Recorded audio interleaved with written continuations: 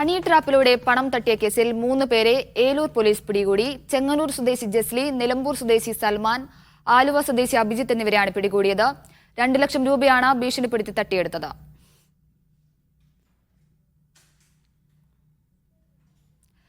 Nitin saver ചേരുന്നു വാർത്തയുടെ വിശദാംശങ്ങളുമായി.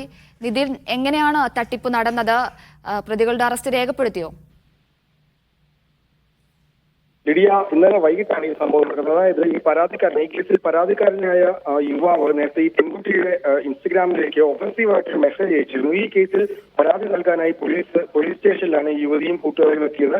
പിന്നീട് ഇവർ പരാതിയില്ല എന്ന് പറയുകയും ഈ സ്റ്റേഷന് പുറത്തു വെച്ച് ഈ കേസിലെ പരാതിക്കാരനായ യുവാവുമായി ഇവരൊരു ചർച്ച നടത്തുകയും ചെയ്യുന്നു. ആ ചർച്ചയിലാണ് ഇവരെ ഇയാൾ ഭീഷണിപ്പെടുത്തി ഇയാൾക്ക് പൈസ വേണം. തുടക്കത്തിൽ 20 ലക്ഷം രൂപയാണ് വേണമെന്ന് പറഞ്ഞത്. അല്ലെങ്കിൽ കേസുമായി മുന്നോട്ട് പോകും, ഇൻസ്റ്റഗ്രാമിൽ മോശമായി മെസ്സേജ് അയച്ചതിന് ഇയാളെ കേസിൽ കൊടുക്കും, ജയിലിലടയ്ക്കുമെന്നൊക്കെ പറഞ്ഞ് ഭീഷണിപ്പെടുത്തുകയായിരുന്നു. ഇതുമായി ബന്ധപ്പെട്ടാണ് പിന്നീട് ഈ യുവാവിൽ നിന്ന് ഇവർ പൈസ ആവശ്യപ്പെട്ടത്. 20 ലക്ഷം രൂപയാണ് തുടക്കത്തിൽ ആവശ്യപ്പെട്ടത്. പിന്നീട് അത് 5 ലക്ഷമായി കുറയ്ക്കുകയായിരുന്നു.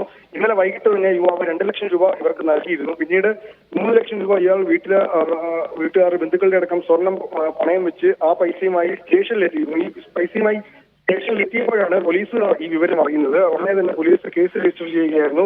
ഇന്നലെ വൈകിട്ട് തന്നെ ഈ 3 പ്രതികളെയും പോലീസ് കസ്റ്റഡിയിലെടുത്തു. ഇന്ന് രാവിലെ ഇവരെ വൈദ്യപരിശോധനയ്ക്ക് ഹാജരാക്കിയിട്ടുണ്ട്. അതിനുശേഷം കോടതിയിൽ ഹാജരാക്കി പോലീസ് ഇവരെ കസ്റ്റഡിയിൽ വാങ്ങും.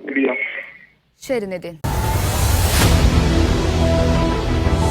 എണ്ണിപ്പറയും ഓരോ വോട്ടും ജൂൺ 4 മീഡിയ 1-നൊപ്പം.